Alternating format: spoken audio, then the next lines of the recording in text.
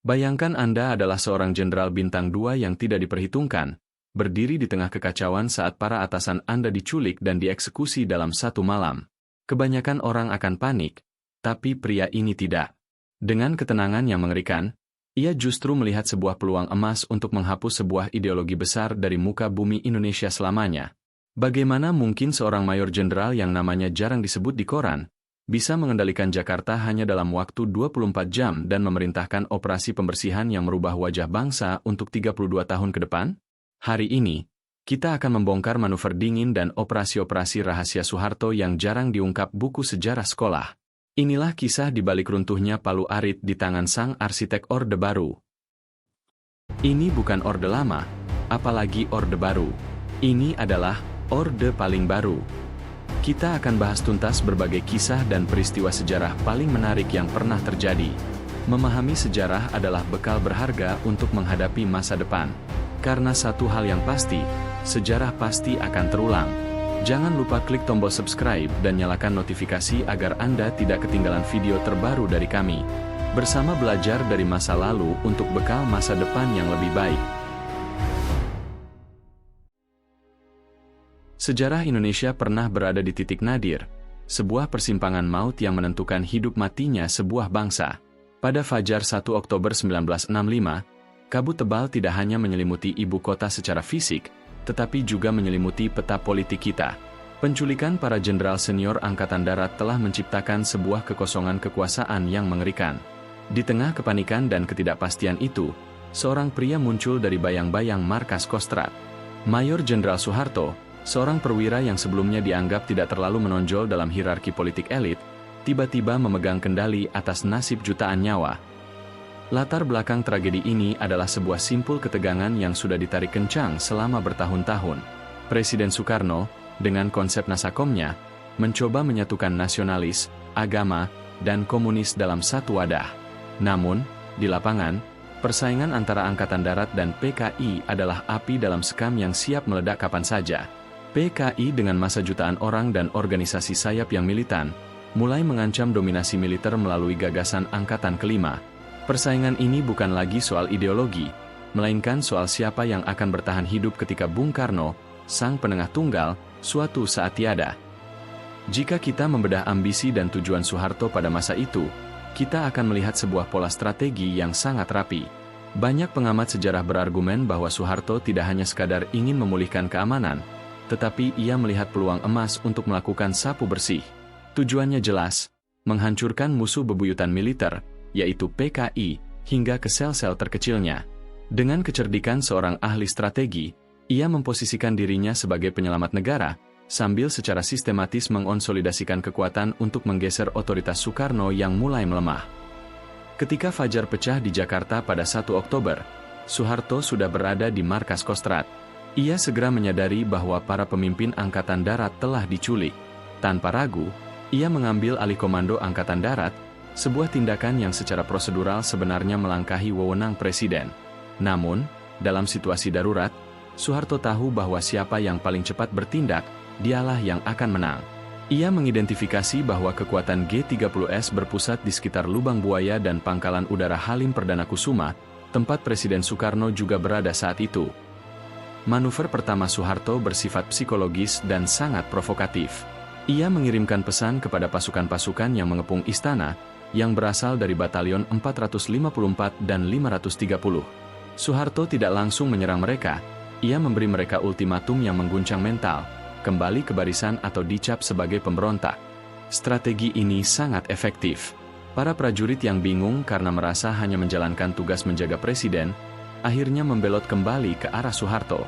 Dalam hitungan jam, pasukan pemberontak kehilangan taringnya tanpa perlu terjadi baku tembak besar di pusat kota. Setelah melumpuhkan pasukan di lapangan, Soeharto bergerak merebut alat komunikasi massa. RRI dan kantor telekomunikasi diambil alih dalam operasi cepat. Melalui siaran radio, ia mengumumkan bahwa G30S adalah kudeta terhadap pemerintah dan ia telah mengambil alih kendali keamanan.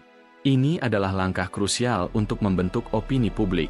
Dengan menguasai informasi, Soeharto berhasil menciptakan narasi tunggal bahwa militer adalah pelindung negara, sementara pihak lawan adalah pengkhianat bangsa. Malam harinya, Jakarta sudah berada di bawah kendali penuh Kostrad. Soeharto kemudian memerintahkan pencarian para jenderal yang hilang. Ketika jenazah para pahlawan revolusi ditemukan di sumur tua Lubang Buaya, kemarahan publik meledak. Soeharto menggunakan momentum emosional ini sebagai legitimasi moral untuk melancarkan operasi pembersihan yang lebih luas. Jakarta hanyalah permulaan. Di meja kerjanya, Soeharto sudah menyiapkan peta operasi yang mencakup seluruh kepulauan Nusantara untuk memburu setiap orang yang berafiliasi dengan Palu Arit. Setelah mengamankan Jakarta, fokus Soeharto beralih ke Jawa Tengah, wilayah yang dikenal sebagai Benteng Merah. Di provinsi ini, PKI memiliki basis massa yang sangat akar rumput dan kuat. Kondisi di sini jauh lebih berbahaya karena banyak elemen militer lokal, termasuk di tingkat Kodam Diponegoro, yang telah disusupi atau bersimpati pada gerakan G30S. Soeharto menyadari bahwa jika Jawa Tengah tidak segera diredam, perang saudara yang berkepanjangan tidak akan terhindarkan. Soeharto kemudian mengirimkan RPKAD, pasukan elit yang sekarang dikenal sebagai Kopassus, di bawah kepemimpinan Kolonel Sarwo Edi Wibowo. Instruksi dari Jakarta sangat jelas, bersihkan setiap unsur PKI dari struktur pemerintahan dan masyarakat. Pasukan elit ini masuk ke kota-kota besar seperti Semarang dan Solo, melakukan pembersihan di barak-barak militer terlebih dahulu untuk memastikan tidak ada pengkhianatan dari dalam. Setelah militer solid, barulah mereka bergerak ke tengah masyarakat. Di babak ini, strategi Soeharto menjadi sangat provokatif karena ia melibatkan massa sipil. Militer mulai melatih dan memprovokasi kelompok-kelompok anti-komunis untuk membantu penangkapan. Suasana di desa-desa Jawa Tengah menjadi sangat mencekam. Penangkapan terjadi siang dan malam. Siapapun yang pernah terdaftar sebagai anggota organisasi sayap PKI, seperti Gerwani atau Bansi, menjadi target. Soeharto menggunakan taktik shock therapy untuk memastikan bahwa ketakutan akan komunisme menyebar lebih cepat daripada ideologinya sendiri. Operasi di Jawa Tengah ini berlangsung dengan intensitas tinggi selama berbulan-bulan. Jalan-jalan desa seringkali dijaga oleh pos-pos pemeriksaan militer dan sipil bersenjata. Soeharto berhasil memutus jalur komunikasi antar pengurus PKI di tingkat daerah, sehingga organisasi yang tadinya raksasa itu kini tercerai-berai menjadi kepingan yang tak berdaya. Pembersihan ini tidak hanya mengincar nyawa, tetapi juga menghancurkan struktur sosial yang selama bertahun-tahun dibangun oleh PKI di wilayah tersebut. Keberhasilan di kota-kota besar tidak lantas membuat lawan menyerah. Sisa-sisa pimpinan PKI dan simpatisan yang memiliki latar belakang militer melarikan diri ke daerah pegunungan yang sulit dijangkau. Di lereng Gunung Merapi dan Merbabu, mereka mencoba mengorganisir perlawanan gerilya. Menghadapi hal ini, Soeharto menginisiasi sebuah operasi khusus yang diberi sandi Operasi Merapi. Operasi ini adalah perpaduan antara pengepungan militer dan pengisolasian logistik. Soeharto memerintahkan pasukannya untuk menerapkan strategi blokade total. Setiap jalur masuk dan keluar dari wilayah pegunungan diawasi dengan ketat. Pasukan militer disebar untuk menduduki desa-desa di kaki gunung agar para gerilyawan tidak bisa mendapatkan suplai makanan. Soeharto tahu betul bahwa tanpa makanan dan dukungan dari penduduk desa, semangat juang musuh akan runtuh dengan sendirinya. Ini adalah perang urat saraf yang sangat mematikan. Di medan yang sangat berat ini, militer menggunakan taktik pagar betis.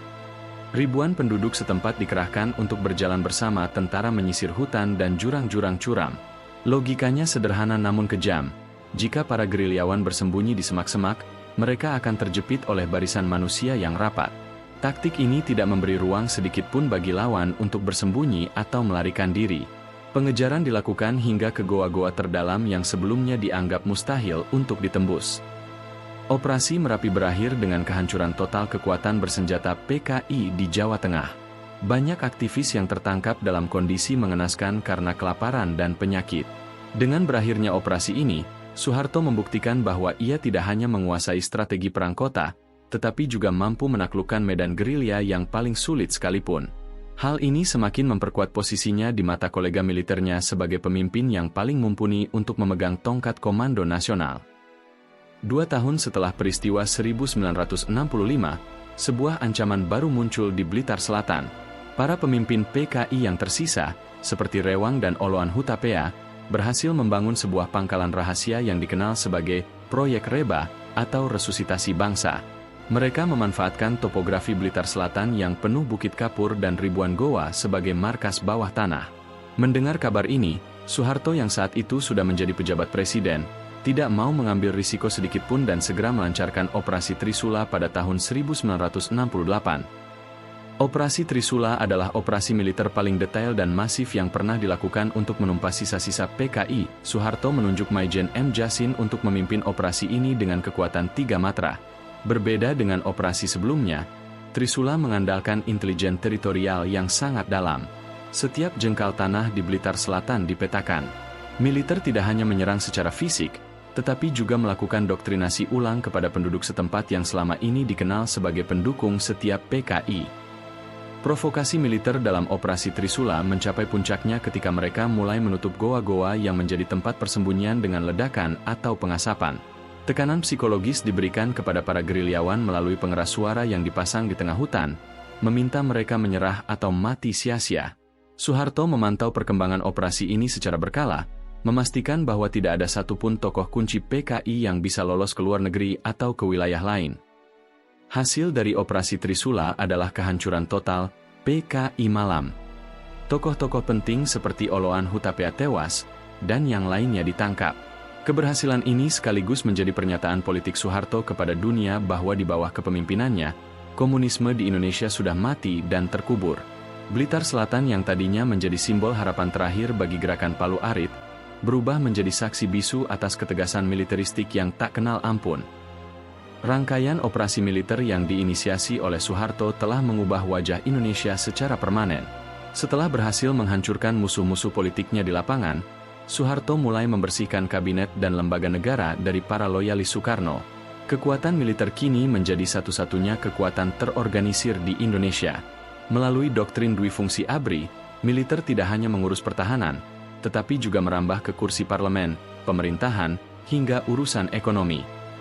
Namun, di balik stabilitas yang dibangun, ada harga kemanusiaan yang sangat besar. Ratusan ribu orang ditahan tanpa proses pengadilan yang jelas di tempat-tempat seperti Pulau Buru.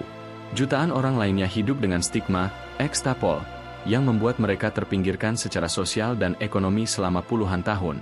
Soeharto telah menciptakan sebuah sistem kontrol sosial yang sangat ketat, di mana ketakutan akan kembalinya PKI dijadikan alat untuk menjaga kepatuhan rakyat terhadap pemerintahannya. Ambisi Soeharto pun akhirnya tercapai sepenuhnya. Pada Maret 1968, ia resmi dilantik sebagai Presiden RI kedua. Dengan dukungan Amerika Serikat dan negara-negara Barat yang senang melihat kehancuran komunisme, Soeharto mulai membangun ekonomi melalui bantuan luar negeri dan investasi. Namun, fondasi kekuasaan ini berdiri di atas memori kelam dan operasi-operasi militer yang brutal. Sejarah mencatatnya sebagai masa pembersihan yang sangat efektif namun meninggalkan luka dalam yang sulit mengering. Menutup lembaran sejarah ini, kita harus menyadari bahwa penumpasan PKI oleh Soeharto adalah salah satu operasi kontrainsurgensi paling besar di abad ke-20. Ia bukan hanya seorang jenderal yang memerintah, ia adalah seorang arsitek yang merancang ulang struktur sebuah negara melalui moncong senjata dan strategi intelijen yang dingin. Sejarah memang ditulis oleh pemenang, tetapi fakta-fakta tentang manuver, ambisi, dan operasi berdarah ini tetap menjadi pengingat tentang betapa mahalnya harga sebuah kekuasaan di negeri ini. Sejarah ini menyimpan banyak sisi gelap yang masih terus diperdebatkan hingga hari ini. Apakah menurut Anda manuver Soeharto adalah langkah penyelamatan yang memang diperlukan, atau sebuah perebutan kekuasaan yang memanfaatkan situasi? Tuliskan pendapat Anda di kolom komentar. Jika Anda ingin saya membahas lebih dalam tentang kehidupan para tahanan politik di Pulau Buru atau peran agen intelijen asing dalam peristiwa ini, silakan beritahu saya. Dari rentetan manuver kilat di Jakarta hingga operasi penyisiran di Goa-Goa Blitar Selatan, kita melihat sebuah pola yang konsisten. Soeharto adalah seorang master strategi yang mampu membaca momentum.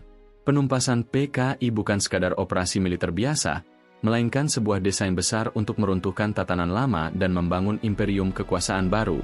Melalui operasi Merapi dan operasi Trisula, Soeharto tidak hanya menghancurkan sebuah partai, tetapi juga mencabut akar politik yang selama puluhan tahun menjadi rival utama Angkatan Darat. Tujuan akhirnya pun tercapai dengan mutlak. Dengan narasi penyelamatan negara, ia berhasil mengonsolidasikan kekuatan, melumpuhkan lawan-lawannya, dan akhirnya duduk di kursi kepemimpinan nasional. Operasi-operasi berdarah ini menjadi fondasi bagi stabilitas semu yang ia jaga selama lebih dari 3 dekade. Sebuah bukti bahwa dalam politik tingkat tinggi, ketegasan yang dingin seringkali lebih menentukan daripada retorika yang berapi-api. Sejarah penumpasan PKI ini hanyalah satu dari sekian banyak kepingan teka-teki mengenai sosok The Smiling General. Jika Anda ingin memahami gambaran yang lebih besar, kami telah menyiapkan rangkaian pembahasan mendalam mengenai perjalanan kekuasaan Soeharto di kanal ini. Sebelumnya, kami telah mengupas tuntas rahasia di balik kenapa Soeharto bisa bertahan menjadi presiden selama 32 tahun. Di sana, kita membedah bagaimana ia menggunakan kebijakan ekonomi yang pragmatis, kontrol ketat melalui intelijen, hingga penerapan sistem duifungsi ABRI yang membuat militer masuk ke semua sendi kehidupan masyarakat, memastikan tidak ada satupun suara sumbang yang bisa menggoyang tahtanya. Tak hanya itu, jangan lewatkan juga pembahasan kritis kami mengenai 7 dosa besar Soeharto. Video tersebut membahas sisi kelam dari pembangunan yang ia banggakan, mulai dari meluasnya praktik korupsi, kolusi, dan nepotisme, KKN, pelanggaran hak asasi manusia yang sistematis, hingga pengekangan kebebasan berpendapat yang membungkam generasi intelektual Indonesia selama puluhan tahun. Sekarang, giliran Anda yang bersuara. Apakah menurut Anda langkah-langkah militer yang diambil Soeharto di tahun 1965 adalah sebuah keharusan demi menjaga keutuhan NKRI? Ataukah itu sekadar alat untuk memuluskan ambisi pribadinya? Tuliskan analisis dan pendapat kritis Anda di kolom komentar di bawah. Mari kita berdiskusi secara sehat berdasarkan data dan fakta. Jika Anda merasa video ini memberikan perspektif baru yang informatif, jangan lupa untuk klik tombol like, tekan tombol subscribe, dan nyalakan lonceng notifikasi agar Anda tidak ketinggalan pembahasan sejarah penting lainnya. Bagikan juga video ini ke media sosial Anda agar lebih banyak orang yang melek akan sejarah kelam dan penting bangsa kita. Terima kasih telah menonton. Sampai jumpa di pembahasan sejarah selanjutnya.